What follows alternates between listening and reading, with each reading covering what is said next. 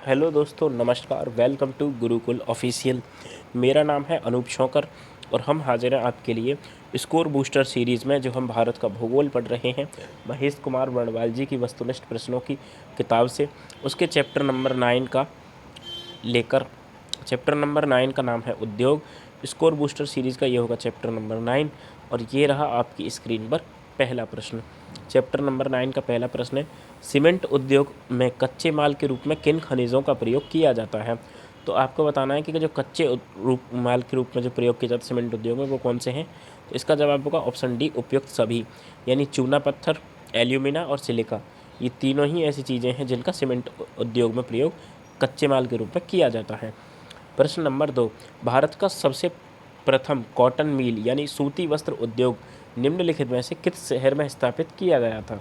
तो भारत का जो सबसे पहला कॉटन मिल वो था, वो बम्बई, जो कि अब मुंबई बन चुका है, उसमें स्थापित किया। भारत में कॉटन मिल सूती वस्त्र उद्योग की स्थापना का प्रथम प्रयास 1818 ईस्वी में फोर्ट ग्लास्टर में किया गया, जो कि असफल रहा। इसके बाद सफल प्रयास 1856 में कावस जी डाबर नानाभाई द्वारा मुंबई में किया गया। भारत का मैनचेस्टर में भारत की कपास नगरी भी मुंबई को कहा जाता है। प्रश्न number 3, integral rail coach factory कहाँ स्थित है। तो इंटीग्रल रेल कोच फैक्ट्री जो है वो पेराम्बूर में स्थित है, ऑप्शन नंबर ए। चलते हैं क्वेश्चन नंबर 4 की ओर। एकीकृत इस्पात संयंत्र जो भारतीय इस्पात प्राधिकरण सेल के प्रबंधन के अंतर्गत नहीं आता, निम्नलिखित में से किस स्थान पर है। जो सेल है SAIL इस तरीके से लिखा जाता है और इसी का पूरा नाम यहाँ पर दे रखा है, भारतीय इस्पात प्राधिकरण। तो इसमें कौन सा नहीं आता ये आपको बताना है। तो ऑप्शन इसका जो सही होगा वो होगा ऑप्शन नंबर डी, जमशेदपुर इसमें नहीं आता। एकीकृत इस्पात संयंत्र जो भारतीय इस्पात प्राधिकरण सेल के प्रबंधन के अंतर्गत आते हैं वो है भिलाई इस्पात संयंत्र Durgapur, Hindustan steel limited Rourkela, Bokaro steel plant Burnpur और Salem Visvesvaraya iron and steel company. Jamshedpur जो है स्टील प्लांट एक निजी क्षेत्र की इस्पात कंपनी है, ये सेल के अंतर्गत नहीं आती। निम्नलिखित में से किस शहर में वाणिज्यिक पैमाने पर सबसे पहले बिजली का प्रयोग किया गया। ये क्वेश्चन पिछले वीडियो में मैं आपको करवा चुका हूँ, तो इसका ऑप्शन नंबर डी सही होगा, दार्जिलिंग। प्रश्न नंबर 6, निम्नलिखित में से कौन सा उद्योग बॉक्साइट को कच्चे माल के रूप में प्रयोग करता है। तो बॉक्साइट को कच्चे माल के रूप में जो प्रयोग करता है वो कौन सा है, बॉक्साइट किसका अयस्क है, आप इसी से इस बात का अंदाज़ा लगा सकते हैं। तो बॉक्साइट अयस्क जो है वो है हमारा बॉक्साइट एल्यूमिनियम का।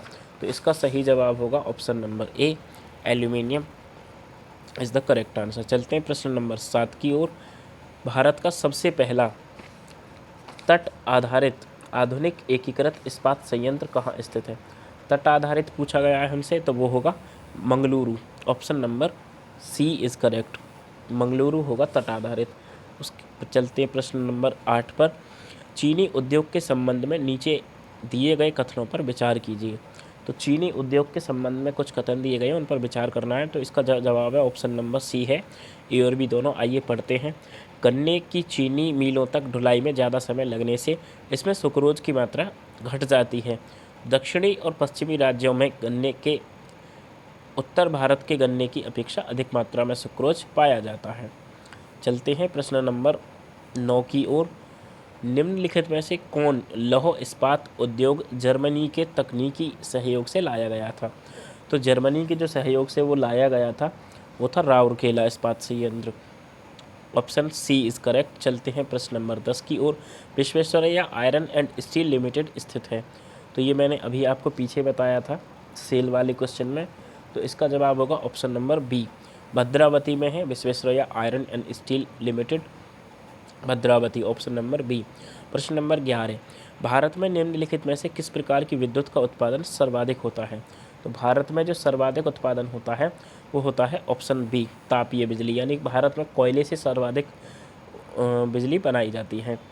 भारत में तापीय विद्युत का सर्वाधिक उत्पादन लगभग 64.8% होता है।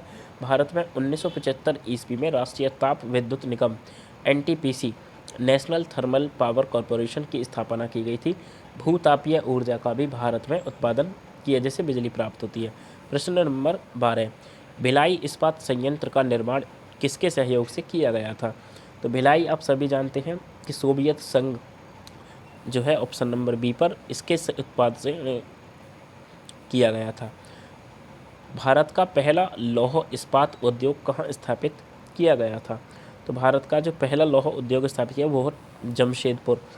आप इसको टाटा स्टील से भी याद रख सकते हैं और जमशेदजी टाटा जो हैं उनके नाम पर भी याद रख सकते हैं, किसी भी तरीके से याद रख सकते हैं कि भारत का जो पहला लौह इस्पात उद्योग स्थापित किया वो था जमशेदपुर में।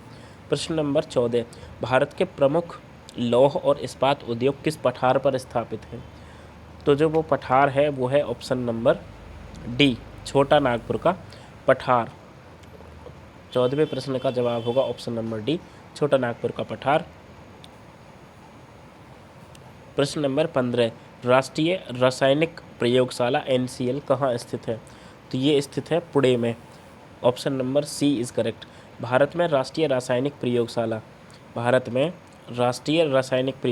NCL पुणे महाराष्ट्र में स्थित है। इसके अलावा इसका निर्माण 6 अप्रैल 1947 को हुआ था और 3 जनवरी 1950 को इसे राष्ट्रीय संस्थान का दर्जा प्राप्त हुआ।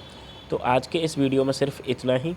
इसका पार्ट बी आएगा जिसमें बाकी के क्वेश्चंस मैं आपको कवर कराऊंगा।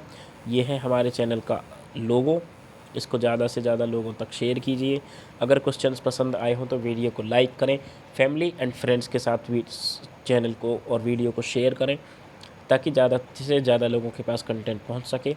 और सब्सक्राइब करना ना भूलें और सब्सक्राइब के साथ बेल आइकन भी प्रेस कर लें जिससे आपको सभी वीडियोज़ की नोटिफिकेशन टाइम टू टाइम मिलते रहें। मिलते हैं इसके पार्ट बी में, तब तक के लिए बाय।